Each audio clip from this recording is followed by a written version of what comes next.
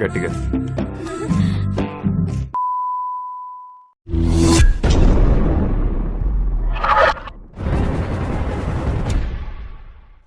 Hello guys, welcome back to my channel Trending Gallery 5. Kali ini kita akan rangkum alur film India berbahasa Telugu dengan judul One Neno Kadin. Film yang dirilis tahun 2014 ini disutradarai oleh Sukumar dan dibintangi oleh Mahesh Babu dan Kriti Senon. Neno Kadin berkisah tentang usaha seorang pria untuk menemukan pelaku pembunuhan terhadap kedua orang tuanya. Tetapi usaha ini tidak mudah karena pertama, peristiwa itu terjadi 20 tahun yang lalu. Dan yang kedua, pria ini menderita suatu kelainan di mana ia tidak bisa membedakan antara hayalan dan kenyataan. Penasaran seperti apa ceritanya? Nah guys, makanya simak rangkuman alur film ini tanpa skip biar ketemu magisnya film ini. Oke, tanpa banyak basa-basi, kita langsung ke TKP.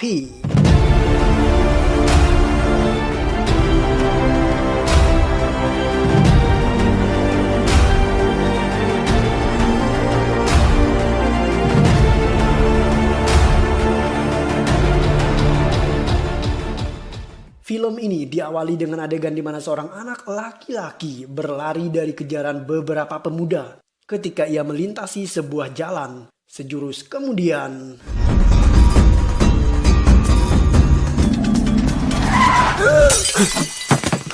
Gautam terbangun dari mimpi buruk. Ia kemudian memulai sebuah konser yang disaksikan oleh ribuan penggemarnya. Gautam adalah seorang bintang rock yang sangat populer. Ketika Gautam sedang menyanyi, seorang pria muncul dari kerumunan dan menembaknya. Tembakan itu meleset. Gautam kemudian mengejar pria tadi hingga keluar panggung. Dan sejurus kemudian,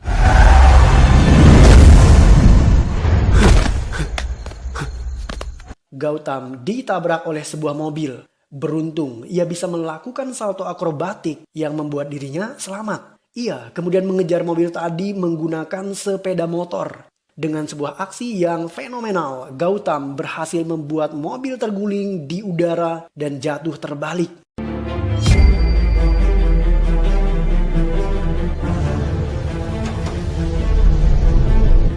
Ia menangkap pria yang menembaknya tadi, kemudian menghajarnya berulang kali. Adegan perkelahian itu direkam oleh seorang gadis. Gautam pada akhirnya berhasil membunuh pria tadi. Gautam melaporkan dirinya kepada polisi. Ia mengaku membunuh 3 orang pria yang telah menewaskan ayah dan ibunya. Berita tentang dirinya kemudian menggemparkan awak media dan jagat hiburan setempat. Mereka tidak menyangka jika bintang rock setenar Gautam ternyata adalah seorang pembunuh.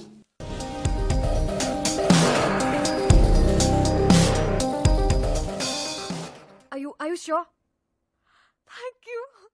Ada seorang reporter cantik bernama Samira. Ia adalah wanita yang merekam semua adegan perkelahian Gautam. Samira kemudian memutarkan video eksklusif saat Gautam menghabisi penjahat. Ketika menyaksikan video itu, semua orang terperanjat. Ternyata Gautam berhalusinasi. Seakan-akan ia telah menghabisi pembunuh yang telah membunuh kedua orang tuanya. Dan ia mengira jika hal itu nyata. Samira memiliki bukti video bahwa Gautam memang melakukan semua adegan itu sendirian dan tanpa ada seorang pun di sana. Samira kemudian menuduh jika polisi telah mengkriminalisasi Gautam. Dan bahkan saat polisi memeriksa TKP, mereka tidak menemukan mayat di sana. Film kembali ke adegan di mana Gautam kecil berlari dari kejaran para penjahat dan sebuah mobil hampir saja melindasnya. Gautam kecil kemudian mengatakan kepada polisi bahwa para penjahat itu telah membunuh kedua orang tuanya di sebuah bis. Ia membawa polisi ke lokasi pembunuhan, tetapi tidak ada mayat di sana. Menurut sopir bis, Gautam memang mengalami gangguan mental. Ia sering berhalusinasi seperti itu. Gautam dibawa ke rumah sakit untuk dilakukan pemeriksaan terkait mentalnya. Dokter mengatakan bahwa Gautam dari kecil tidak memiliki orang tua. Karena itulah ia menciptakan ilusi seakan-akan orang tuanya pernah ada dan mereka dibunuh oleh para penjahat. Menurut dokter, Gautam mengalami kelainan di mana ia tidak bisa membedakan antara hayalan dan kenyataan. Ketika diminta untuk mengingat wajah kedua orang tuanya, Gautam sama sekali tidak bisa mengingat wajah kedua orang tuanya. Bahkan Gautam tidak mengetahui nama orang tuanya itu. Tetapi Gautam sangat yakin jika orang tuanya dibunuh oleh 3 penjahat ketika ia masih kecil.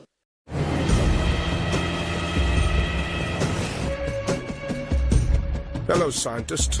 Seorang ilmuwan dibunuh oleh pria berwajah Mongolia dengan rambut dikuncir. Pria ini bernama Antonio. Antonio membunuh sang ilmuwan karena ilmuwan tersebut berhasil menemukan fakta bahwa perusahaan milik Antonio menjadi penyebab kematian orang-orang di wilayah itu.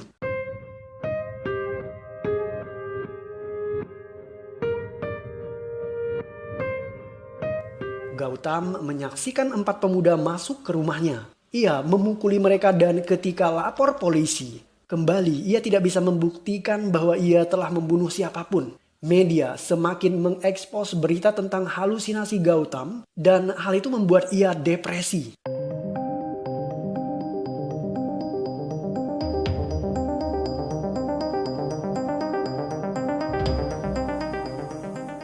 உங்களை எப்படியாவது கண்டுபிடிக்கிறதுக்காக James bond மாதிரி ஸ்பீட் போர்ட்ல வந்தேன். Gautam pada akhirnya memilih berlibur di wilayah yang bernama Goa. Wartawan yang bernama Samira juga ikut serta ke Goa. Ia secara diam-diam membuntuti Gautam untuk mendalami berita terkait kelainan yang diderita oleh Gautam. Samira berusaha mendekati Gautam untuk mewawancarai dirinya, tetapi Gautam menolak. Samira tidak putus asa, ia kemudian menyusun sebuah siasat. Samira membohongi Gautam dan mendatangi pria itu berulang kali.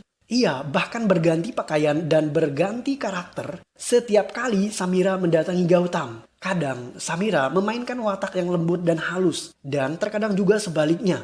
Ia dengan sengaja mengkondisikan seakan-akan di pertemuan sebelumnya Gautam berhalusinasi. Saat melakukan adegan ini, Samira merekam semuanya menggunakan kamera tersembunyi. Ia bahkan dengan bangga memamerkan rekaman itu kepada teman-temannya sebagai bukti bahwa ia bisa mengerjai seorang bintang rock terkenal yang bernama Gautam. Selama di Goa, Gautam yakin jika ia melihat seorang pria berwajah Mongolia dan berambut dikuncir. Menurutnya, pria itulah yang membunuh kedua orang tuanya. Samira tidak percaya dengan apa yang disampaikan Gautam. Ia kemudian meminta Gautam untuk menjadi pacarnya selama 1 hari. Samira berdalih bahwa dirinya adalah fans berat Gautam dan permintaan seorang fans harus dikabulkan. Karena risih dengan tingkah Samira, Gautam kemudian memberikannya obat tidur yang membuat Samira tidak sadarkan diri. Gautam meletakkan Samira di dalam kapal miliknya. Keesokan harinya, ketika Samira dan Gautam masih tertidur, sekelompok pria membakar kapal itu. Saat Gautam tersadar, ia melihat api sudah menjalar dan kian membesar. Beruntung, Gautam berhasil menyelamatkan Samira dengan mengikatkannya pada sebuah parasut, sedangkan ia memilih menaiki motorbot yang ada di kapal itu. Derita Gautam terus berlanjut, para penjahat mengejarnya. Mereka berniat menembak Gautam, tetapi Gautam berhasil mendekati seorang penjahat dan merebut pistol darinya. Ia kemudian menembak balik semua penjahat tadi.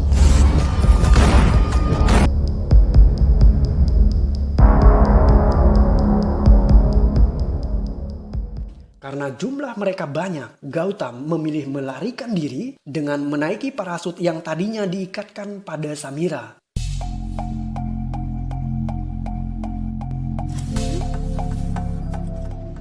Samira terbangun dan menemukan dirinya terdampar di sebuah pulau. Ia melihat Gautam juga ada di sana. Saat Gautam terbangun, ia menceritakan semua yang terjadi kepada Samira. Tetapi Samira tidak percaya. Samira berpikir jika Gautam berhalusinasi. Ia kemudian berteriak minta tolong kepada kapal yang melewati area tersebut. Tetapi tidak ada yang mendengarkan Samira. Di saat itulah Gautam menemukan rekaman kamera yang menunjukkan bahwa Samira membohongi dirinya saat ia diwawancarai. Sadar jika ia dipermainkan oleh Samira, Gautam justru berniat untuk mengerjai gadis itu. Ia berpura-pura berhalusinasi dan mengatakan bahwa Samira tidak nyata. Untuk membuktikan bahwa Samira benar-benar bukan ilusinya, Gautam meminta Samira untuk mencium dirinya. Setelahnya, Gautam menunjukkan bukti rekaman video saat Samira mempermainkan dirinya. Karena itulah ia membalas tindakan Samira dengan berpura-pura berhalusinasi. Samira marah. Ia kemudian meninggalkan Gautam dengan menaiki perahu nelayan ketika Gautam sedang tertidur. Dan sejurus kemudian,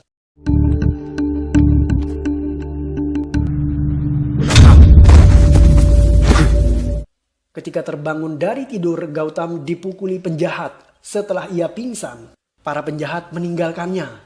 Salah satu dari mereka agak terlambat menaiki motorbotnya karena mesinnya susah dinyalakan.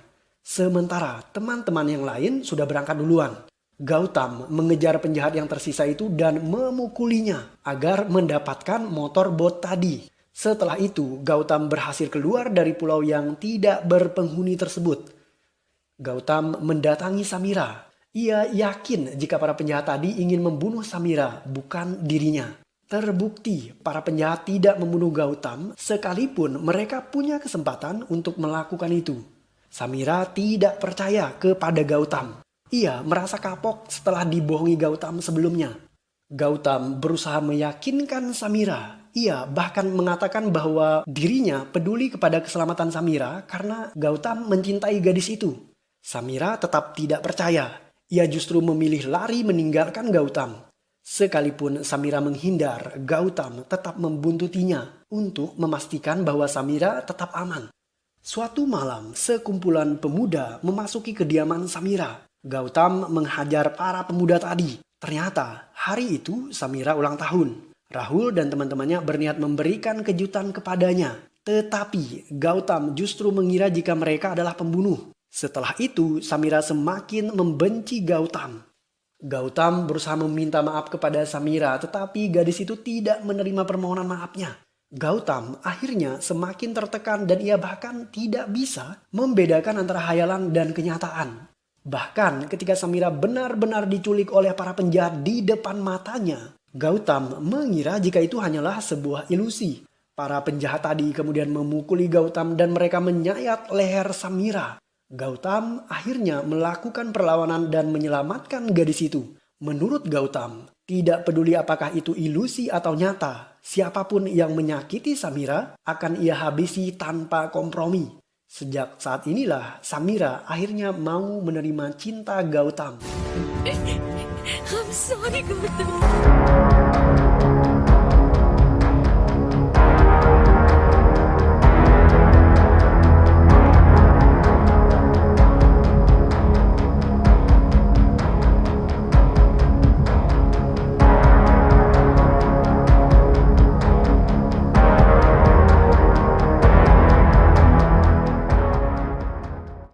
Samira mendatangi bosnya yang bernama Samir. Ia mengatakan bahwa seseorang mengincar nyawanya dan orang itu adalah Antonio, pemilik sebuah perusahaan. Samira memiliki bukti jika perusahaan Antonio menghasilkan limbah kimia berbahaya. Ternyata ilmuwan yang dibunuh oleh Antonio adalah teman Samira dan ia sudah memberikan bukti kejahatan perusahaan Antonio kepada Samira. Bos Samira menolak menayangkan bukti video itu di stasiun TV miliknya.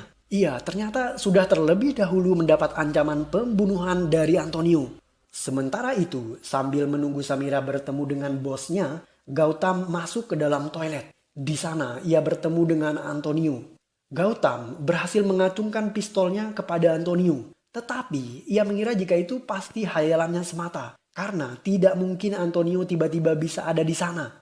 Gautam bahkan menceritakan masa lalunya kepada Antonio saat ayah dan ibunya dihabisi oleh 3 penjahat di sebuah bis. Salah satu dari penjahat itu wajahnya mirip dengan Antonio. Karena mengira jika Antonio hanyalah sebuah ilusi, Gautam kemudian menembak Antonio hingga tewas. நீ சொன்னா மட்டும் நம்பிடுவாங்களா? Samira terkejut mendengar bunyi letusan pistol. Ia bergegas ke toilet dan ternyata ia menyaksikan Antonio terkapar tidak bernyawa. Gautam panik sepanik-paniknya. Ia panik sebab jika penjahat itu benar-benar mati, maka tidak ada yang bisa membuktikan bahwa masa lalunya nyata, bukan hanya ilusi semata. Setelahnya, Gautam membuang mayat Antonio. Ia bertekad untuk mencari 2 pembunuh lagi yang tersisa agar bisa membuktikan bahwa orang tuanya memang pernah ada dan bukan hanya ilusi semata. Gautam tidak mengingat wajah 2 pembunuh orang tuanya selain Antonio yang sudah tewas. Tetapi malam sebelum ia berangkat ke goa, Gautam terlibat baku hantam dengan 4 pemuda yang mendatangi rumahnya. Sebenarnya Gautam merekam kejadian itu. Ia memasang kamera di tempat tersembunyi. Dari foto-foto itulah Gautam berhasil menemukan gerakan tangan penjahat ketika ia menekan nomor ponsel yang dihubungi. Setelah menghubungkan semua foto itu secara berurutan, Gautam akhirnya mendapatkan nomor ponsel seseorang. Gautam menghubungi nomor ponsel tersebut. Seorang pria mengangkatnya dan entah bagaimana Gautam mendadak ada di rumah itu. Pria tua tadi bernama Dipak. Gautam memaksa Dipak untuk berbicara. Menurut Dipak, setelah mengetahui berita terkait halusinasi Gautam di TV, ia mengirimkan 4 pemuda ke rumah Gautam. Tujuannya adalah agar menyampaikan kepada Gautam perkara sebenarnya yang terjadi. Tetapi Gautam justru memukuli keempat pemuda tadi. Dipak juga pernah menemui Gautam untuk berbicara kepadanya secara pribadi. Tetapi Gautam mengira jika Dipak hanya bagian dari halusinasinya. Jadi ia mengabaikan Dipak. Dipak akhirnya menceritakan apa sebenarnya yang terjadi. 20 tahun silam, Dipak berprofesi sebagai sopir taksi. Ia mengangkut 2 penumpang. Dipak diminta membuntuti sebuah bis. Ketika bis berhenti di tempat yang sepi, kedua pemuda tadi masuk ke dalam bis dan membunuh orang tua Gautam.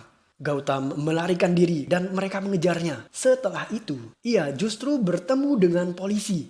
Saat Gautam lari dari kejaran para penjahat, sopir bis dan kondekturnya memindahkan mayat orang tua Gautam ke dalam bagasi taksi dan mereka membersihkan bekas darahnya. Jadi ketika Dipak membawa polisi masuk ke dalam bis, mereka tidak menemukan mayat di sana. Dan bahkan sopir bis yang sudah dibayar oleh penjahat ini mengatakan bahwa Gautam mengalami gangguan jiwa. Setelah kejadian itu, Gautam sulit membedakan antara hayalan dan kenyataan.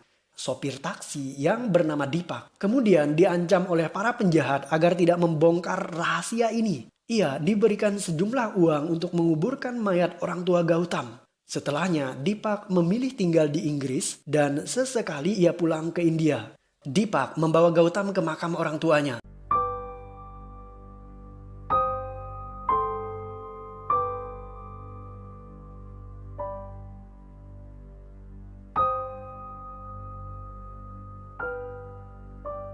Ia juga menyerahkan barang titipan sang ayah kepada Gautam. Benda itu adalah kubus Rubik dan koin buatan Inggris. Untuk menyelidiki benda tersebut, Gautam dan Samira memutuskan berangkat ke Inggris.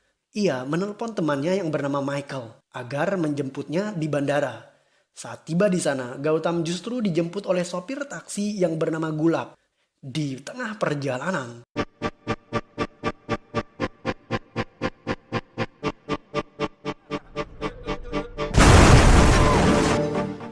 mobil Gautam mendadak ditabrak. Gulab terpental keluar tetapi Gautam dan Samira terperangkap di dalam mobil yang terbalik. Sejurus kemudian, sebuah mobil kontainer besar kembali menabrak mobil Gautam yang membuat mereka terjatuh di sebuah jembatan. Ajaibnya, Gautam dan Samira berhasil selamat dari kecelakaan maut tersebut.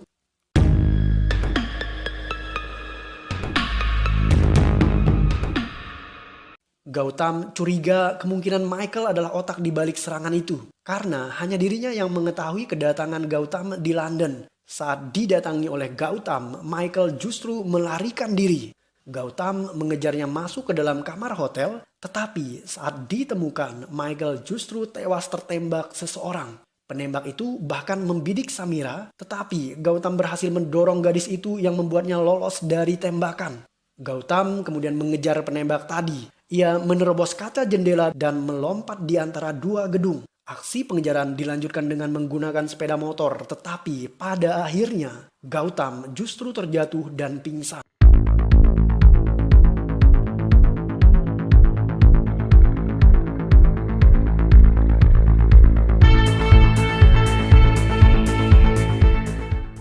Gautam mengaku kepada Samira bahwa ia tidak bisa mengingat wajah orang tuanya karena rasa takut berlebihan yang ia derita setelah menyaksikan pembunuhan di depan matanya sendiri. Gautam merasa putus asa karena ia tidak bisa menemukan siapa yang menghabisi orang tuanya. Gautam kemudian mencoba menyusun kubus Rubik yang diberikan sang ayah kepadanya. Dan alhasil, ia menemukan logo sebuah bank lengkap dengan nomor rekeningnya di sana. Gautam mendatangi bank itu. Isi simpanan barang di bank tersebut adalah bibit padi. Gautam semakin bingung dan penasaran.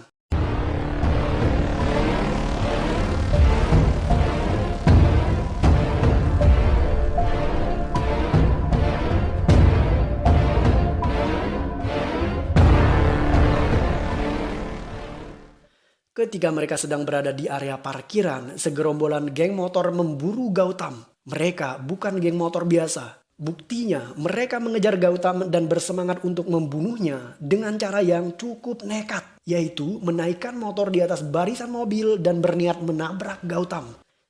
Gautam sendiri berhasil menyelinap masuk ke sebuah mobil. Ketika Gautam mencoba melarikan diri dari geng bermotor itu, Gautam menabrak mobil polisi dan setelahnya ia sadar jika Samira tidak ada bersamanya. Gautam kembali mendatangi parkiran. Ia memanggil nama Samira berulang kali, tetapi gadis itu tidak pernah muncul. Sejurus kemudian, Gulab hadir di tempat itu. Di sampingnya ada 2 polisi. Gulab kemudian berkata kepada Gautam, "Siapa Samira? Tidak ada gadis di sini. Dari awal kedatanganmu di London, kau datang sendirian. Kau selalu berbicara seolah-olah dirimu berbicara kepada orang lain." Setelah mengatakan itu, Gulab menjelaskan kepada polisi bahwa Gautam sedang berhalusinasi. Bahkan di tempat itu tidak ada tanda-tanda bekas perkelahian. Karena menabrak polisi, Gautam akhirnya ditahan. Ada seorang pria bernama Narvin. Ia mengaku sebagai penggemar berat rocker Gautam. Narvin mendatangi kantor polisi. Ia menjelaskan bahwa Gautam memang membawa seorang gadis saat ia datang ke London. Narvin bahkan sempat foto-foto dengan Gautam ketika mereka bertemu di bandara. Di foto itu ada foto Samira. Narvin kemudian meminta polisi melepaskan Gautam. Tetapi polisi tidak mau melakukan itu karena Gautam merusak mobil mereka. Tak lama berselang, seorang pria bernama Rajesh juga datang ke kantor polisi. Rajesh kemudian membayar uang jaminan Gautam dan akhirnya Gautam dibebaskan. Ketika keluar dari kantor polisi, Gautam mengatakan bahwa ia dan Gulab dengan sengaja bersekongkol untuk menghilangkan Samira. Tujuannya adalah agar Gautam ditahan di kantor polisi dan memancing penjahat agar mengeluarkan Gautam dari sana. Karena jika Gautam tetap berada di kantor polisi, maka akan sulit bagi pembunuh untuk menghabisinya. Dengan munculnya Narvin dan Rajesh di kantor polisi, itu artinya kedua orang inilah yang mengincar nyawa Gautam sejak ia datang ke London. Tetapi Gautam bingung apa yang membuat kedua orang ini begitu nekat ingin membunuh dirinya. Gautam kemudian memukuli dan mengancam akan membunuh mereka berdua jika mereka tidak memberitahu kebenaran yang terjadi. Narvin siap memberitahu Gautam, tetapi sebaliknya Rajesh melarang. Karena jika Gautam tahu perihal sesungguhnya, maka Gautam akan menghabisi mereka berdua. Gautam kemudian memasukkan Rajesh ke dalam bagasi mobil. Narvin membawa Gautam ke sebuah jalanan yang terletak di tepi pantai. Ketika tiba di sana, Narvin mengatakan bahwa di tempat itulah Gautam pernah membunuh seseorang.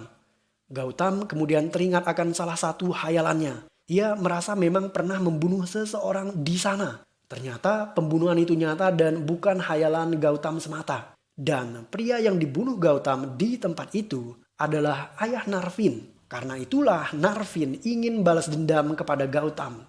Narvin adalah orang yang menabrak Gautam dengan mobil kontainer, tetapi Gautam tetap berhasil selamat. Setelah Narvin menjelaskan perihal tersebut, Gautam sadar jika dendamnya sudah terbalaskan sempurna karena pembunuh orang tua Gautam bukanlah 3 orang melainkan 2. Sedangkan pria ketiga yang dilihat Gautam semasa kecil, pria itu adalah sopir taksi, bukan pembunuh.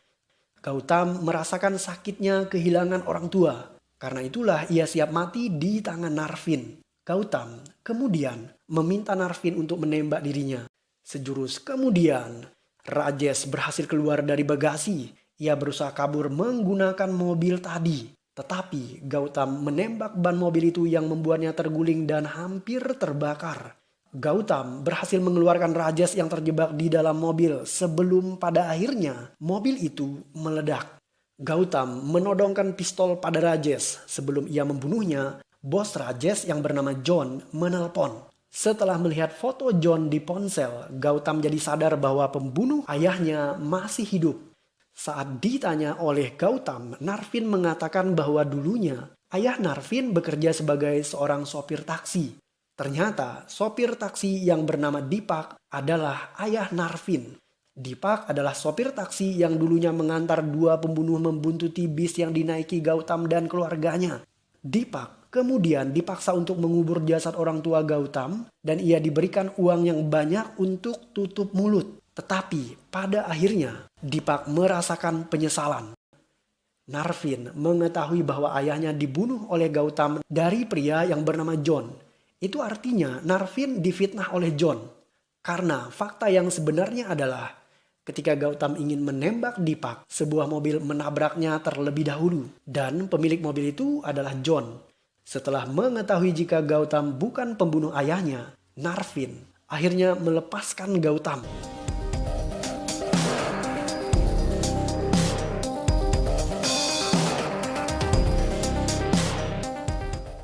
Gautam mendatangi bos Rajesh yang bernama John. Pria ini menceritakan kebenaran yang terjadi. Dulunya, ayah Gautam dan John adalah ilmuwan. Mereka berteman baik. Suatu hari, ayah Gautam berhasil menemukan bibit padi unggul, di mana bibit ini bisa tumbuh dalam segala kondisi dan cuaca apapun. John ingin agar benih ini dijual ke perusahaan. Tetapi, ayah Gautam tidak mau. Ia justru ingin memberikannya kepada masyarakat secara gratis, demi kemakmuran mereka. John yang serakah berniat merampas bibit itu. Karena itulah John membunuh ayah Gautam. Tetapi ia tidak berhasil merampas benih itu. John kemudian mengirim orang untuk membuntuti Gautam selama di London. Ia membunuh teman Gautam yang bernama Michael. Ia bahkan mengirim anak buahnya ke penjara agar mengeluarkan Gautam. John ingin mengeluarkan Gautam dari tahanan polisi agar ia bisa mendapatkan bibit padi itu. Gautam menembak John di bagian tangannya. Ia kemudian membunuh semua anak buah John. Gautam juga menembak kaki John. Ia memaksa John untuk bercerita tentang siapa orang tuanya. Tetapi John enggan. Karena itulah Gautam akhirnya membunuh John.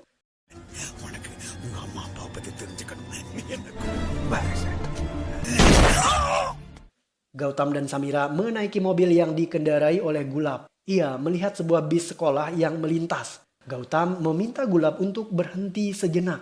Seketika ingatan Gautam kembali melayang tentang masa kecilnya. Ia menyusuri sudut jalanan yang pernah ia lalui. Gautam akhirnya sampai ke sebuah rumah tua. Ia masuk ke dalam. Di sana Gautam menemukan buku harian. Dalam buku tersebut terdapat foto keluarga Gautam.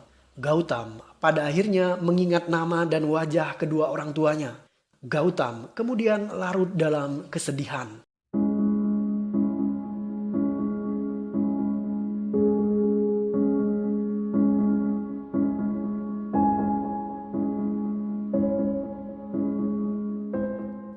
Film ditutup dengan adegan di mana Gautam akhirnya memberikan bibit padi unggul ini kepada halayak ramai. Dan dengan demikian tidak akan ada lagi orang-orang yang mati kelaparan. Dan film pun berakhir.